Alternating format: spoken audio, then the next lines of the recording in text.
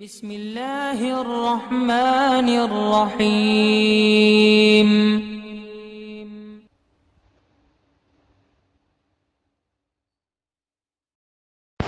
الحمد للہ وحدہ والصلاة والسلام علی من لا نبی بعدہ، اما بعد، قال اللہ تبارک و تعالی فی القرآن المجید والفرقان الحمید، فاعوذ باللہ من الشیطان الرجیم، بسم اللہ الرحمن الرحیم، وَأَنفِقُوا مِمَّا رَزَقْنَاكُم مِّن قَبْلِ أَن يَأْتِيَ أَحَدَكُمُ الْمَوْتُ فَيَقُولَ رَبِّ لَوْلَا أَخَّرْتَنِي إِلَىٰ أَجَلٍ قَرِيبٍ فَأَصَّدَّقَ وَأَكُن مِّنَ الصَّالِحِينَ۔ صدق اللہ العظیم۔ برادران اہل سنت و جماعت، تمام عاشقان اولیاء، ہجری 1441 کا یہ رمضان المبارک، جس کا یہ پہلا جمعہ ہے اور یہ رحمت بھرا پہلا عشرہ ہے، میں نے چاہا کہ چند ضروری باتیں آپ حضرات کے گوش گزار کروں، آپ تک پہنچاؤں۔ اسی لیے میں نے خطبہ مسنونہ کے بعد قرآن مجید برہان رشید کی سورہ منافقون کی آیت نمبر 10 تلاوت کی، جس میں ہمارا رب ارشاد فرماتا ہے کہ ہمارے دیے میں سے کچھ ہماری راہ میں خرچ کرو، جو ہم نے تمہیں دیا ہے، تمہاری امیدوں سے زیادہ، خواہشوں سے زیادہ اسے اپنی اہلیت، اپنی قابلیت نہ سمجھنا، محض یہ اللہ سبحانہ و تعالیٰ کی عطا ہے جو اس نے تمہیں عطا فرمایا ہے، تو اس میں سے ہماری راہ میں خرچ کرو، اس سے پہلے کہ تم میں سے کسی کو موت آ جائے۔ ان یأتی احدکم الموت، اس سے پہلے کہ تم میں سے کسی کو موت آ جائے، تو پھر نہ کہنا کہ اے ہمارے رب، تو نے مجھے تھوڑی مہلت کیوں نہ دی، لولا اخرتنی الی اجل قریب، جب موت آنے لگے تب یہ نہ کہنا کہ اے رب تو نے ہمیں مہلت کیوں نہ عطا فرمائی تاکہ میں بھی صدقہ دیتا اور نیک لوگوں میں سے ہوتا۔ حضرات، صدقات پر قرآن کریم میں کئی جگہ ارشاد باری تعالیٰ موجود ہے، اللہ سبحانہ و تعالیٰ کا ارشاد موجود ہے، اور جب مطلق صدقہ کہا جاتا ہے تو اس میں زکوٰۃ بھی ہے، صدقہ نفل بھی ہے، صدقہ واجبہ بھی ہے، ہر طرح کی خیر خیرات شامل ہے۔ صدقات کے حوالے سے جہاں اللہ سبحانہ و تعالیٰ کے بہت سے ارشاد قرآن موجود میں ارشادات موجود ہیں، وہیں نبی کریم صلی اللہ تعالیٰ علیہ وسلم کے بھی بہت سے ارشادات موجود ہیں۔ اس میں سے ایک چند عرض کرتا ہوں۔ سنن ترمذی، اس میں حضرت انس بن مالک رضی اللہ تعالیٰ عنہ کی روایت ہے، وہ بیان کرتے ہیں کہ نبی کریم صلی اللہ علیہ وسلم سے پوچھا گیا کون سا صدقہ افضل ہے؟ آپ نے ارشاد فرمایا رمضان میں صدقہ کرنا افضل ہے، چونکہ رمضان کریم یہ وہ مہینہ ہے کہ جب یہ تشریف لاتا تو اللہ کے حبیب علیہ الصلاۃ والسلام اس کی آمد سے پہلے حضرات صحابہ کو جمع فرماتے اور ان کے بیچ میں آپ اپنی زبان اقدس سے اس مہینے کی عظمت کو، فضیلت کو بیان فرماتے۔ ایک حدیث میں آپ نے ارشاد فرمایا کہ اللہ تعالیٰ اس میں نیکیوں کا اجر بڑھا دیتا ہے، یہاں تک کہ عام دنوں میں کسی چیز پر، کسی اچھے کام پر ایک نیکی ملتی ہو، وہی کام جب رمضان میں کیا جائے تو اللہ تعالیٰ اس کو بڑھا کر 70 گنا فرما دیتا ہے،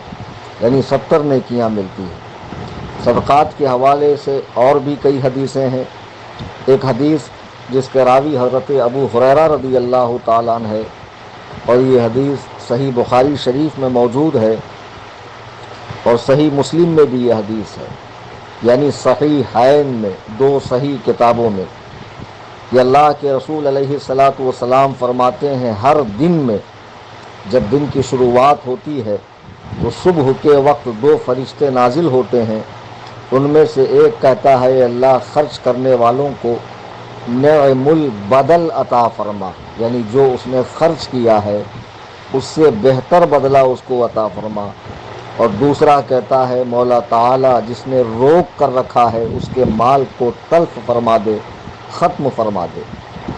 یہ کتنی سعادت کی بات ہے کہ جو راہ خدا میں خرچ کرتا ہے اس کی سفارش اس کے لیے اللہ کے مقرب فرشتے اللہ کی بارگاہ میں عرض کرتے ہیں کہ مولا تعالی کہ جو اس نے خرچ کیا ہے اس سے بہتر اسے عطا فرما، اور جو خرچ نہیں کرتا ہے، روک کر رکھتا ہے، سوچتا ہے خرچ کرنے سے ختم ہو جائے گا، تو فرشتہ اس کے لیے اللہ کی بارگاہ میں عرض کرتا ہے مولا جو اس نے روک کر رکھا ہے اسے ختم فرما دے۔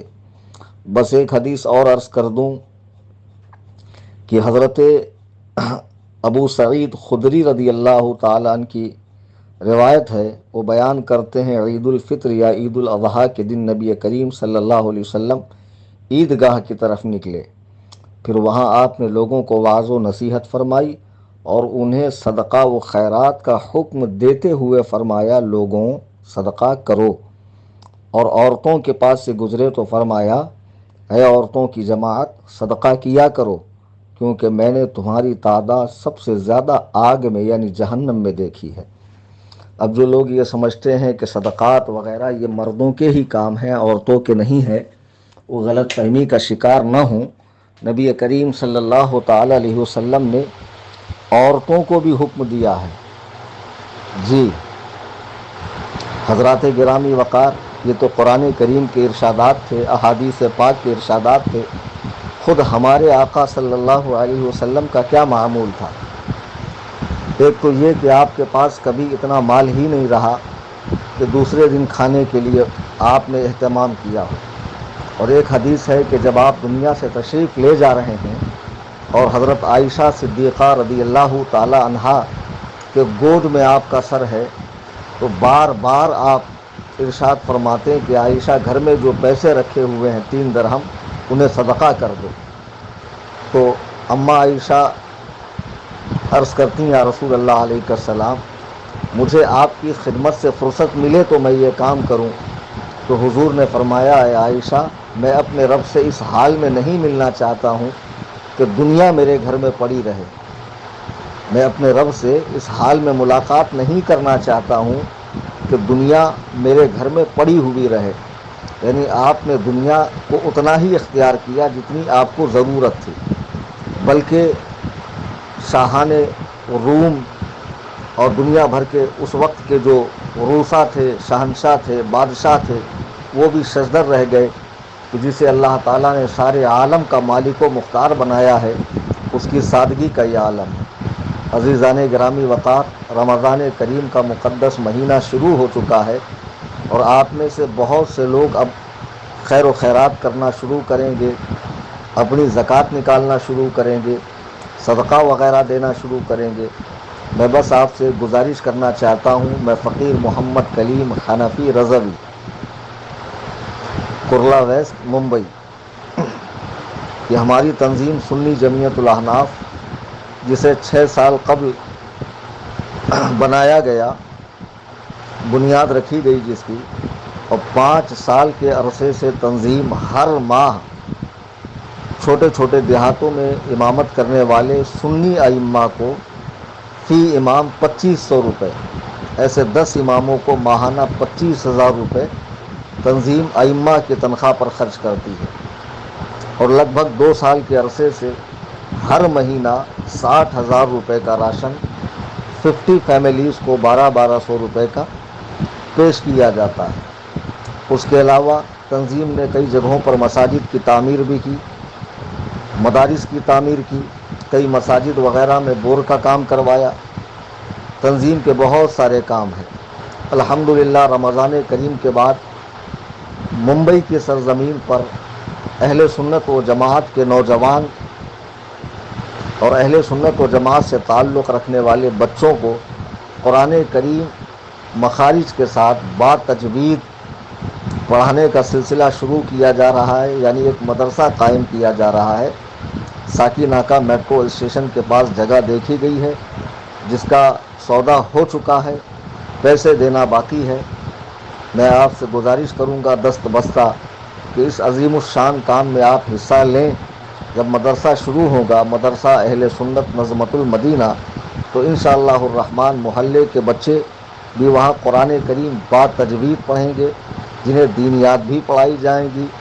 اور دور و دراز رہنے والے لوگ مہینے میں 2-3 دن کا اسٹے کر کے وہاں پر جو ہمارے معلم ہوں گے، بلکہ بذات خود میں وہاں رہوں گا، قرآن کریم پڑھایا جائے گا، قرآن کریم سمجھایا جائے گا، اور سمر کلاسز وغیرہ بھی شروع ہوں گی، جس میں سوشل میڈیا پر کام کرنے والے اہل سنت و جماعت کے نوجوان بچوں کو مناظرہ کرنے کا فن سکھایا جائے گا۔ انہیں عقائد کی ضروری معلومات دی جائیں گی، عبادات کی تفصیل بتائی جائیں گی، تاکہ ان کی نمازیں، وضو، غسل وغیرہ صحیح طریقے پر ادا ہو۔ الحمدللہ تنظیم سنی جمعیت الاحناف برسوں سے خدمت خلق، خدمت دین، خدمت مسلک اعلیٰ حضرت کر رہی ہے۔ لاک ڈاؤن جب شروع ہوا ہندوستان میں، تو 20 روزہ عظیم الشان لنگر جری مری کے علاقے میں روزانہ 250 افراد کا کھانا گھر گھر پہنچایا جاتا تھا۔ لاک ڈاؤن میں 3 مرتبہ 200 سے زائد لوگوں کو راشن تقسیم کیا گیا، سبزی وغیرہ اور مالی مدد بھی کی گئی، اور بحمداللہ 111 علماء، حفاظ، مؤذنین اور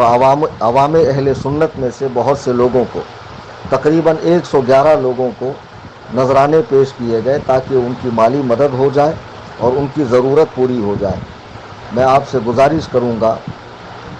کہ تنظیم سنی جمعیت الاحناف یہ عزائم بہت بلند ہیں اور